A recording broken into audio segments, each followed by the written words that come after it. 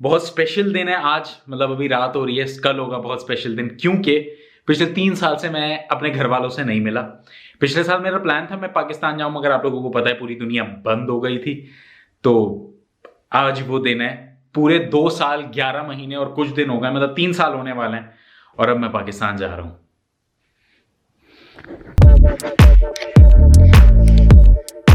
चलो भाई, एयरपोर्ट आ गया हूं। ओके, तो अपडेट, मैं एयरपोर्ट आ चुका हूँ। अभी मैं काफ़ी जल्दी आ गया हूँ क्योंकि इंटरनेशनल एयरपोर्ट थोड़ा दूर था और अभी काफ़ी देर है मेरे चेक इन शुरू होने में। मगर अभी तक मेरे किक इन नहीं कर रहा है ना, मुझे यकीन नहीं आ रहा है कि अभी तक मेरी बॉडी को या मेरे दिमाग को अभी तक यकीन नहीं आ रहा है कि मैं जा रहा हूँ। तो I don't know what's gonna happen, but घर वालों को मतलब किसी को भी हल्का सा भी अंदाज़ा नहीं है। 3 साल से मैं नहीं गया और मैं उनसे बोल रहा हूँ हाँ कोरोना बस ख़त्म हो जाए तो फिर मैं आऊँगा।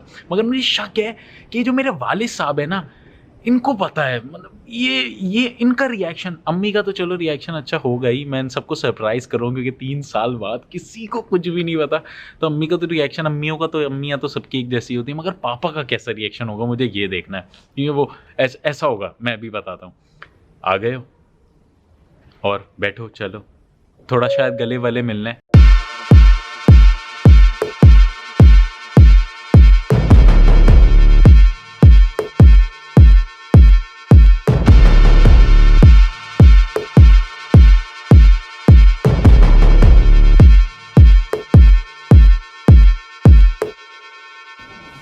ओके, बोर्डिंग हो गई मेरी फाइनली। फ्लाइट थोड़ी सी डिलेड है, आई डोंट नो व्हाई, मगर अब थिंग्स आर गेटिंग रियल। ओ बाद में बात करेंगे, too much excitement going on.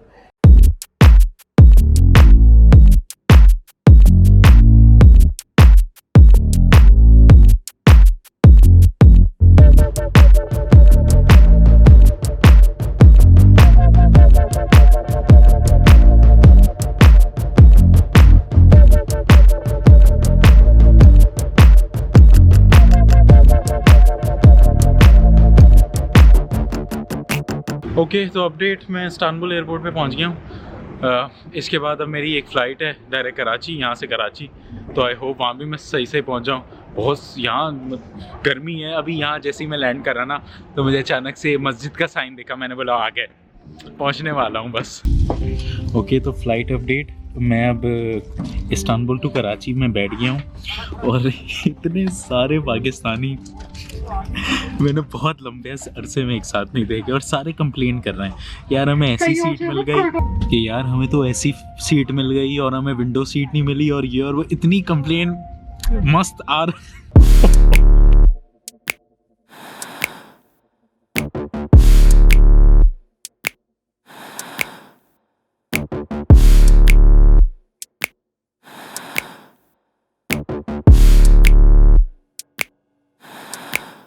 चलो भाई, finally I am in Pakistan.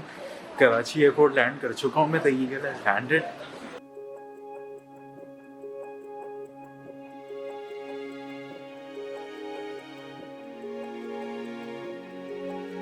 Okay जी, तो मेरे माँ बाप मेरे बाहर जाने के सख्त खिलाफ थे, कहते थे जो करना है पाकिस्तान में करो, हम तुम्हारा साथ देंगे।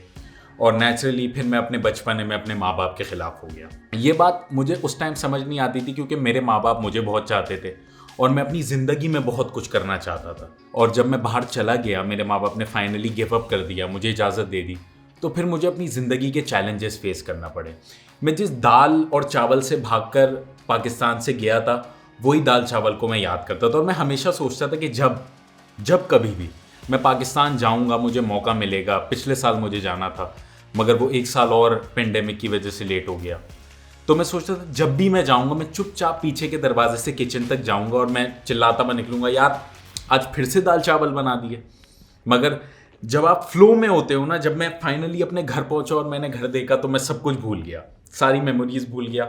मैंने सोचा था मैं पीछे वाले दरवाजे से जाऊंगा, अपने घर के अंदर चुपचाप घुसूंगा, सबको सरप्राइज करूंगा। काफ़ी रात हो रही थी, मगर फिर मैं जब पीछे पहुंचा तो वो दरवाज़ा बंद था। मैं इतने में सामने आया, मुझे अपना भाई नज़र आया, पहला सरप्राइज। ओके, मेरा पहले प्लान था कि मैं पीछे के दरवाजे से अंदर जा।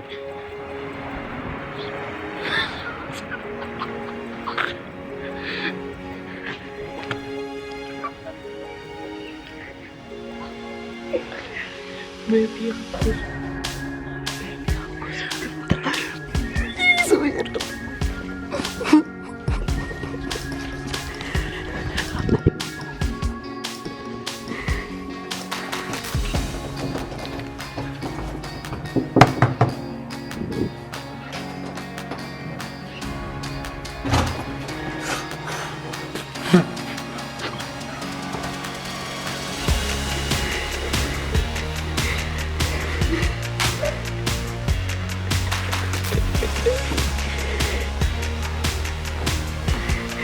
और फिर जब मैंने सबको जमा कर लिया, सबको एक एक करके सरप्राइज कर दिया, फिर अम्मी का मैं फाइनली अपने माँ बाप के कमरे में गया और मैं सारे चीज़ें भूल गया, सरप्राइज कहना तक मैं भूल गया। बस मैंने नॉक करा और मैं अंदर घुसा, मैंने बोला हेलो जी, कैसे हैं आप लोग।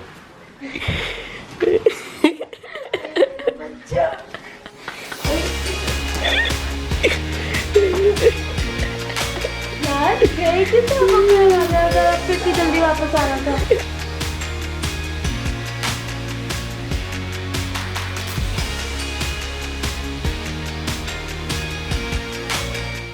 सबके वाले साहब ऐसे होते हैं ना कि बहुत सिंपल से होते हैं, अपने बच्चों को ज़्यादा दिखाते नहीं है कि वो कितनी मोहब्बत करते हैं आपसे, मगर वो इनसाइड बहुत ज़्यादा करते हैं आपसे मोहब्बत।